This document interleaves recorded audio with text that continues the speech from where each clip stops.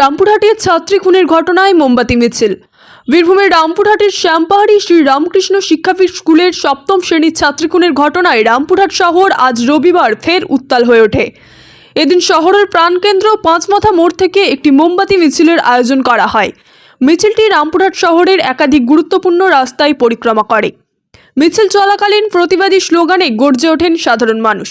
তাদের দাবি, অবিলম্বে অভিযুক্ত শিক্ষককে ফাঁসির সাজা দিতে হবে। স্লোগান ওঠে, we want justice, justice for Rampurhat এবং কঠোর ব্যবস্থা চাই। আন্দোলনকারীরা স্পষ্ট জানিয়ে দেন, দ্রুত বিচার না হলে তারা বৃহত্তর আন্দোলনের পথে হাঁটবেন। রামপুরহাট শহরের বহু মানুষ এদিনের মিছিলে সামিল হন। মিছিল শেষে পাঁচমাথা মোড়ে নিহত ছাত্রীর ছবিতে শ্রদ্ধা নিবেদন করা হয় এবং মোমবাতি জ্বালিয়ে সমবেত জনতা প্রতিবাদ কর্মসূচি শেষ করেন।